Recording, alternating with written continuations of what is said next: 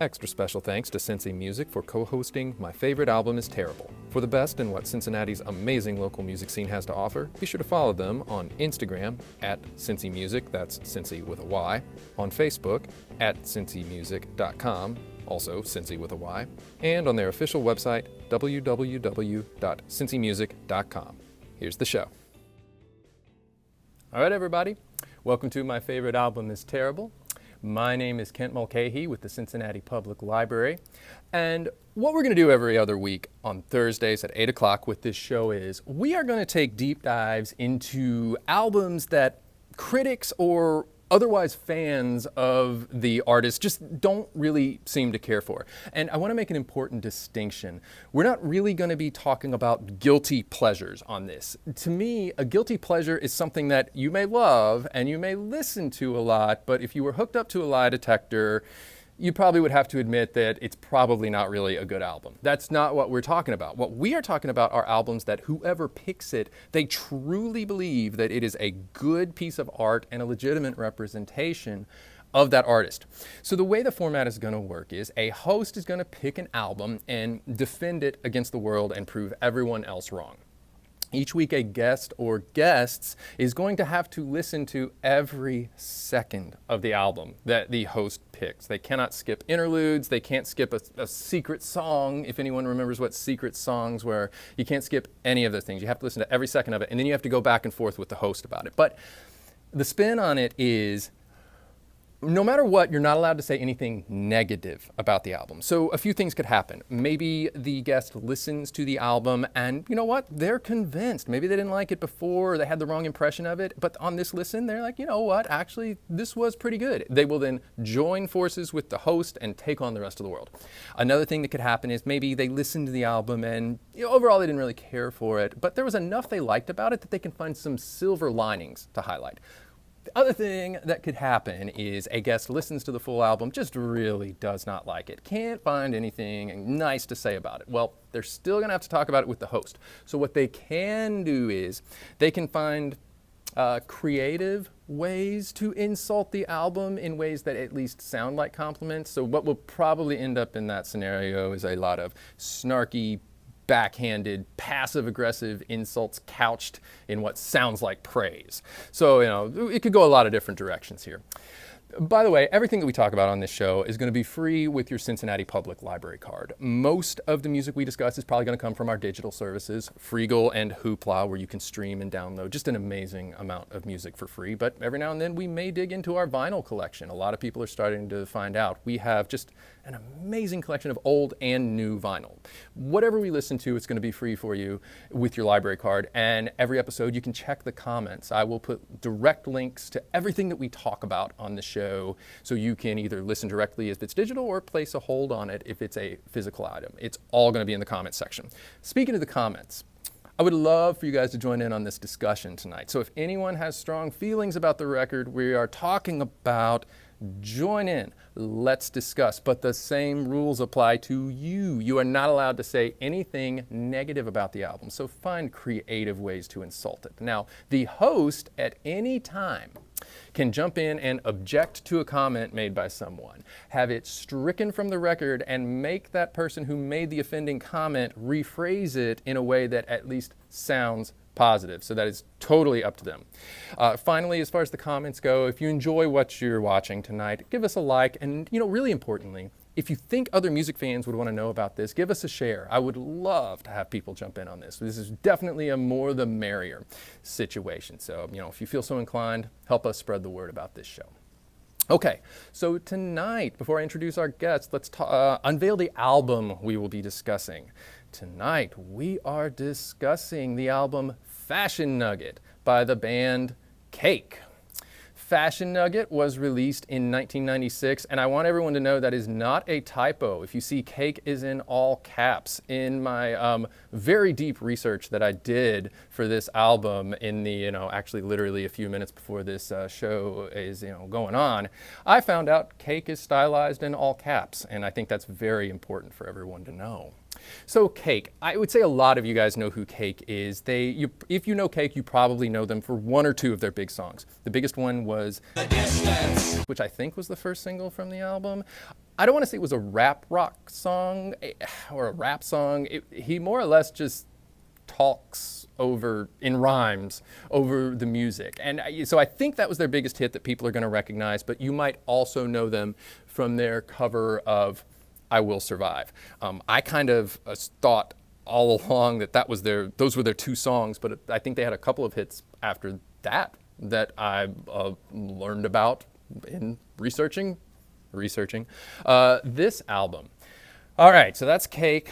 We have two guests tonight. We have a guest host who chose this album, and that is Maria Safara. Maria Safara is a former library employee. She was with us from 1986 through 2020 when she retired as a part of our library administration team. She's a huge live music fan. We always talked about a lot of live music. We have lamented over the fact that we can't go to live music, so I thought she'd be a perfect fit for this.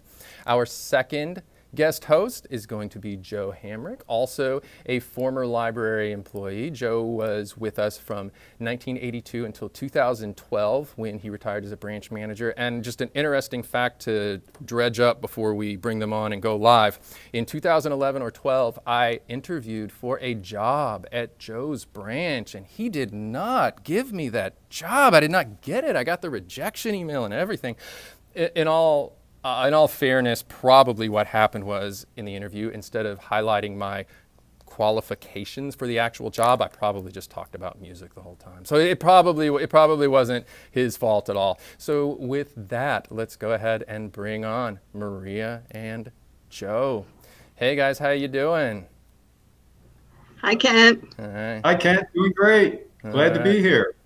Yeah. All right. So we have Maria here who chose the album. Maria, what have you done to us? And Joe, you had to listen to this, but in a little bit of the discussion beforehand, I found out that you also like this album. So am I going to get teamed up on here? What's going to happen? Yeah, I really like it.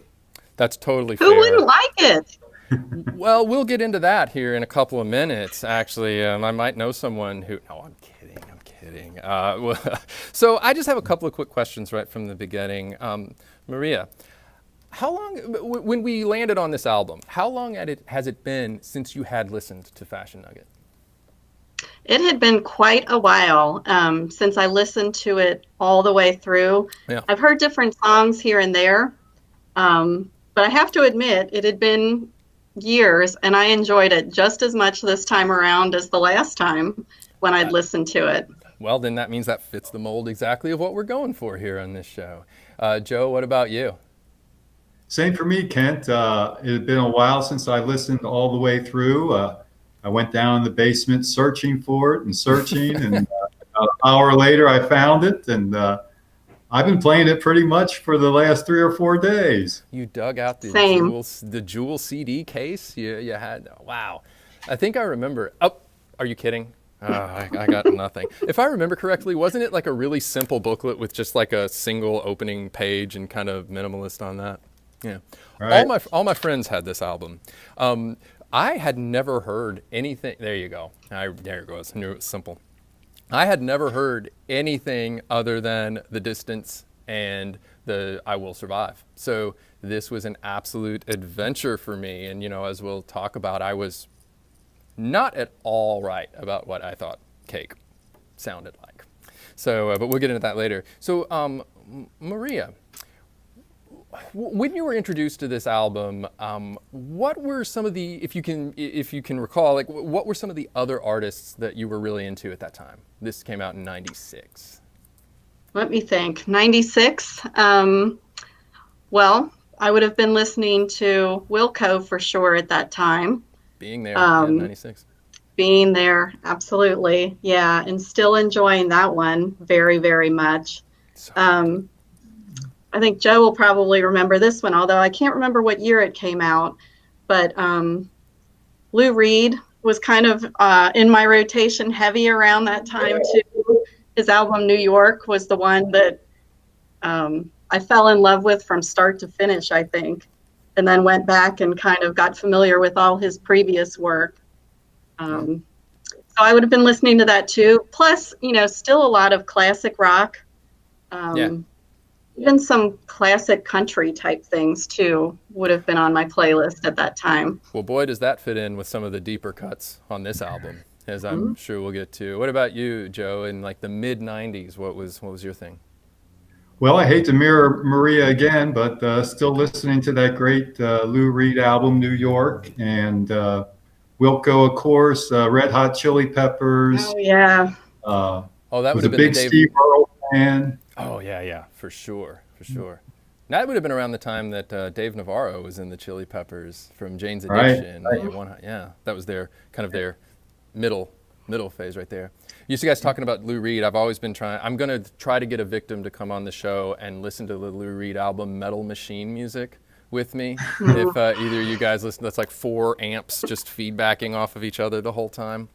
Right. It's so good. Maria, you shared with me that you had your niece, you hung out with your niece for a little while, and she's 17, and you shared this with her, and if I remember correctly, overall, she was not impressed. Is that correct?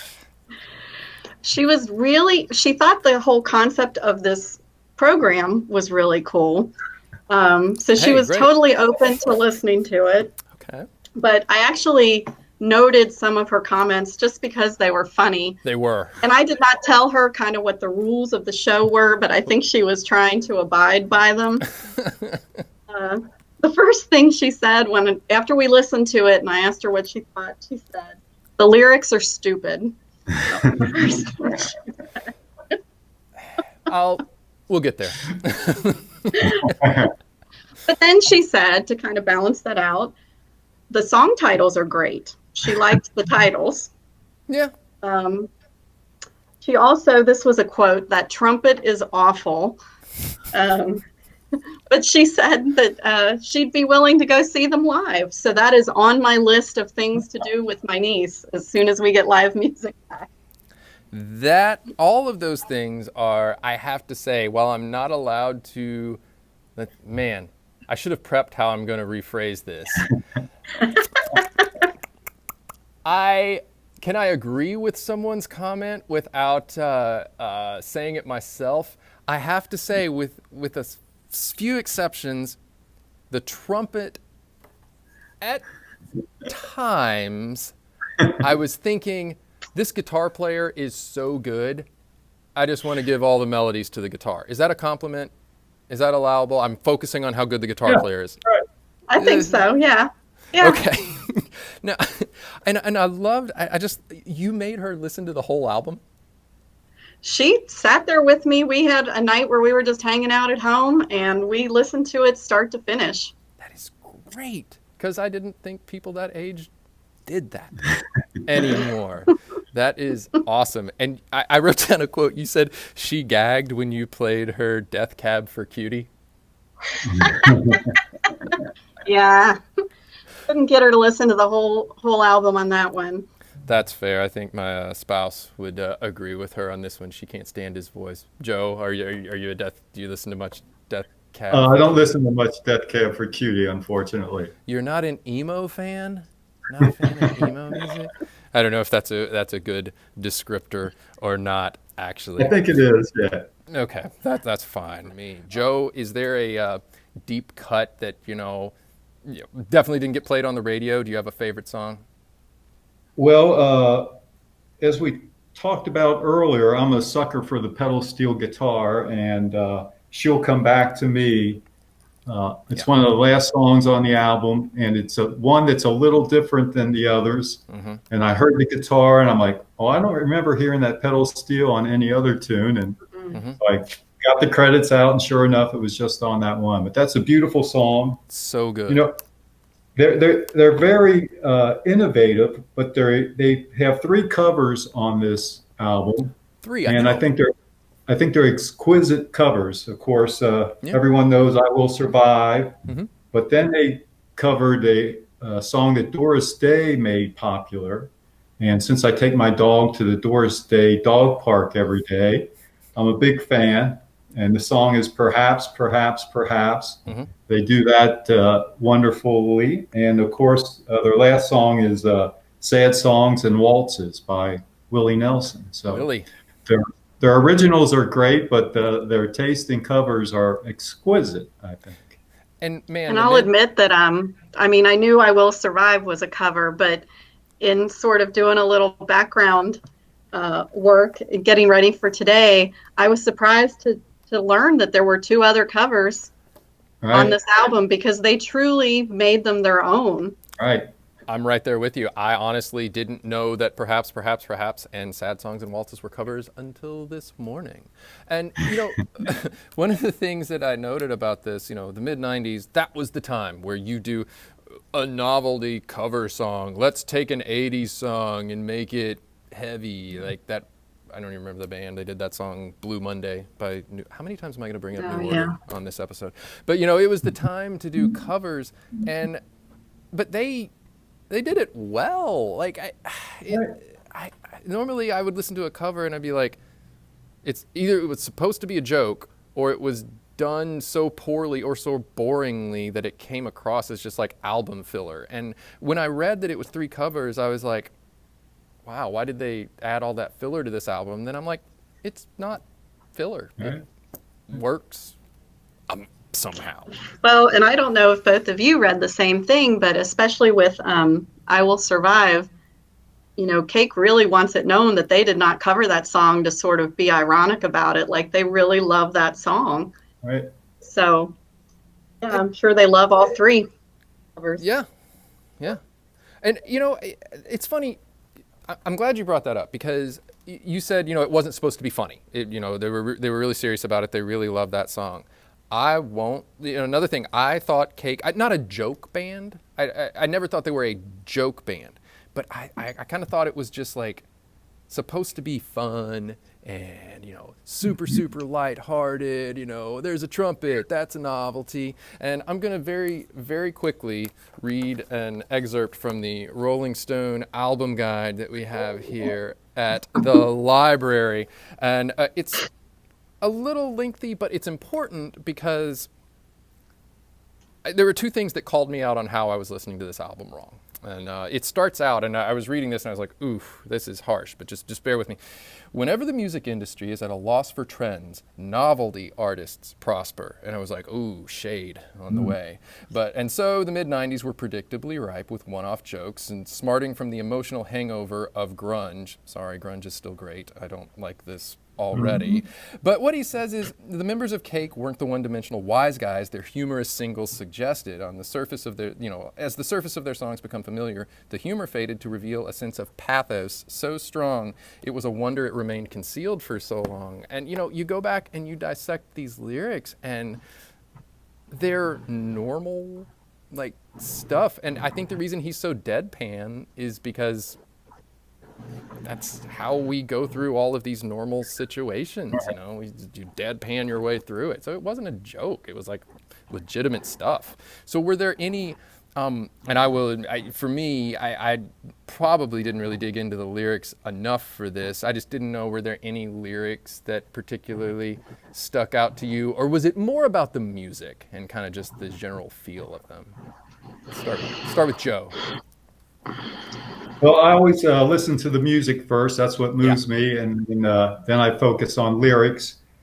They have a song called "Open Book" that I thought was very clever. I don't remember the exact lyrics, but it's sort of about writing and writing a book, and you know, the song's called "Open Book." I thought that was very clever, and of course the as we mentioned, stick shifts and safety belts, where he sings about I need you to be here with me, not way over in the bucket seat, you know, so we got to get rid of the stick shift. We got to get rid of the safety belt. We need to get in those old cars that had the front seat that went all the way across, and you sit over here next to me. So they're really good at taking lyrics that probably would have fit more in like 40s, 50s, 60s pop songs, you know. It's just like a sweet song about just wanting to be close to your significant other in a car, and that's all it is. But it worked in that. That was a pretty adorable song. When it started, I was like, this is kind of out of place, but I couldn't deny it after that anymore. What about you, I noticed Maria? Oh, sorry. excuse me, that song's been used in many movies and television shows. I didn't know that, but So many. right. Yeah. It's a great song. Yeah, I mean, you can't argue. Enough people have decided to pay them to use it. So, yeah, they must be doing something right. What about you, Maria? Any lyrics, or was it more the music for you? Well, Joe kind of stole my thunder there because as a librarian, open book, like they carry that Yeah. theme through the whole song, Yeah. which was kind of cool. But I also like, I don't know, kind of the mood or the tone that friend as a four-letter word has. Yeah. You know, the lyrics and the music all kind of work together um, to convey exactly sort of what the song's concept is. So I like that one. Did either of you guys ever see them live? Yes. Yes. Just I by think chance? I think it was at Bogart's, but the 90s are a little foggy at times. Yeah, that's I saw them totally at Bogart's, probably that same show. And then again, I want to say it was 2012, maybe 2013. They played at the Taft. fair. Oh, really? Oh. Yeah. And maybe one other time, but as Joe said, I'm a little murky on where and when that third show was. Does the trumpet player do the extra percussion stuff live? Okay, that's what I was He's thinking. not playing the trumpet, right? Yeah. Yeah, because otherwise, I was before that thought hit me. I was listening to this album and I was like, man, what do they do? Do they just like give him a hammock or something? And it's like, all right, hey dude, your parts, go shake the trumpet player, bring him up. So I'm glad to hear he has other parts of the process.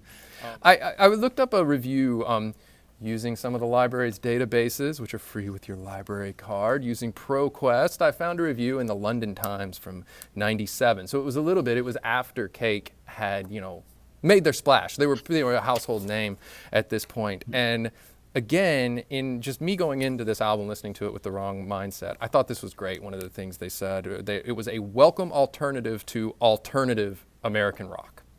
And thinking about some of the other stuff that was out at that time, I thought that was a great way to put it. And then another thing, they said Fashion Nugget is the kind of album you could ponder to the point of meaninglessness. Better simply to enjoy its cranky yet utterly modern charm for all it's worth. And that honestly turned the album over for me. And that I was like, the problem is me. It is not Cake. So As only the London Times could state it. exactly. I need to go back to their reviews a little bit more. Well, Maria, what other anything else you want to add about the album? Any specific fond memories? Any, what if, either fond memories, or what would you tell a stubborn person who just refuses to come around and give them a chance? How would you tell them to ease into liking Cake? I think the thing, for me, the reason I like them is because they do have that humor that's part of their lyrics and even part of the music, I think. Definitely. But it is not, like you said, it's not novelty hit type of quirky. They own their weirdness, Yes. and they build their art around it, whether it's the lyrics or the song titles or the instruments they use. And so I think you kind of have to let go of this idea that they're trying to be funny. There's sarcasm and there's that whole deadpan delivery and everything, but there really is a creativity to how it all comes together. So to me, I think that's a sign of quality that they can actually do all of that and not turn it into, being just a novelty band. Yeah, I agree. And I don't know how they did it. It's like it should not work. This should not be an album that should never have sold 1 million copies. Like if you look at the structure of it and just it's just so different. That is incredibly commendable that they made it work like that. What about you, Joe? What would be? Oh, sorry. No, please. I was just going to say real quick for anyone else who's not convinced yet, if you do have a chance to see them live, they are a great live band. The music of it, you will see a great musical show. I'm sure. Yeah, that, I was thinking that the whole time I was listening to this. I was like, I bet they converted a lot of people with their live show.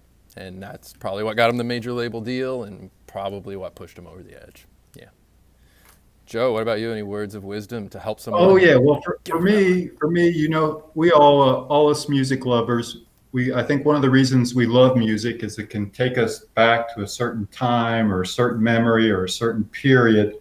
And this album will always be a great memory of mine because I think it was 1998.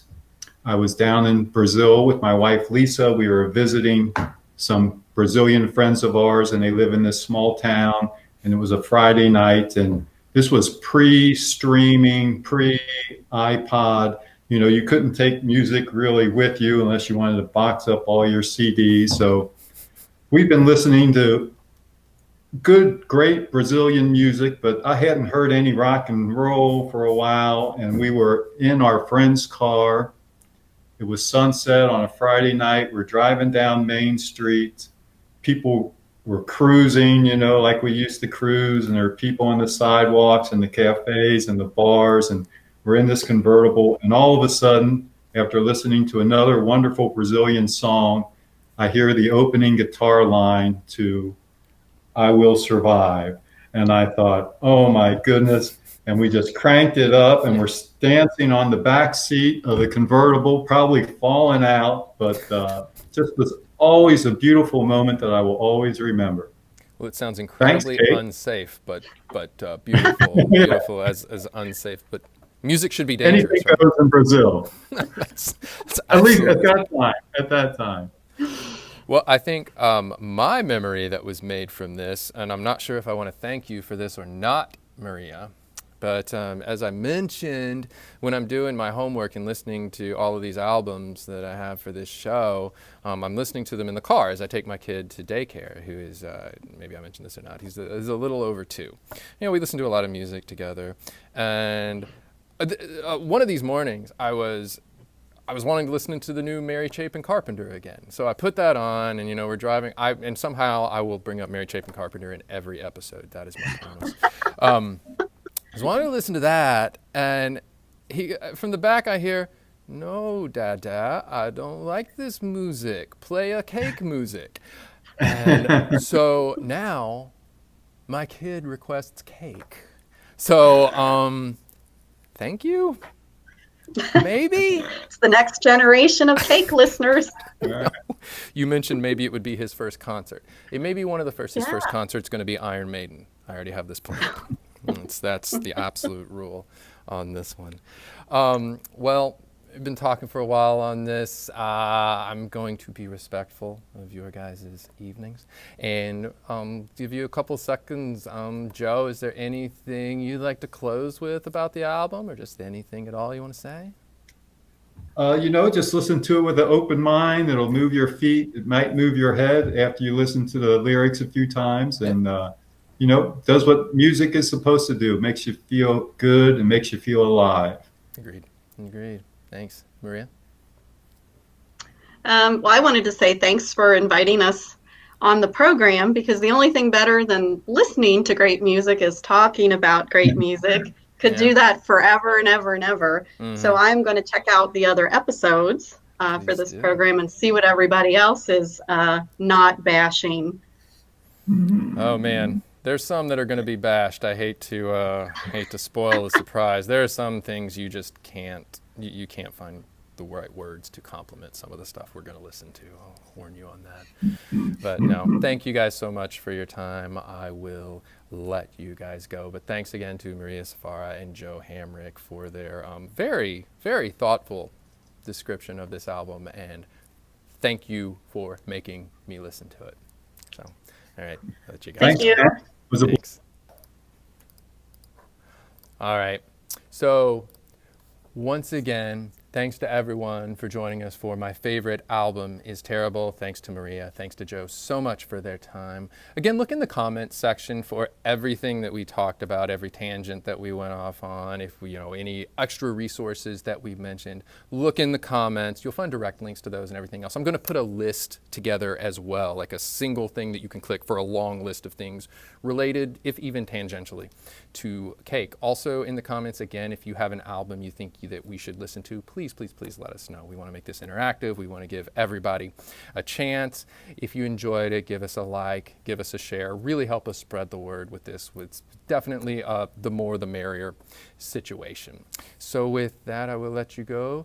Join us 2 Thursdays from now at 8 o'clock for the next episode of My Favorite Album is Terrible. You can look in the comments where we will unveil what the next album that we're going to talk about is. And also next week on our off week, be watching the library's social media for a little kind of teaser promo video unveiling the big album that we will talk about.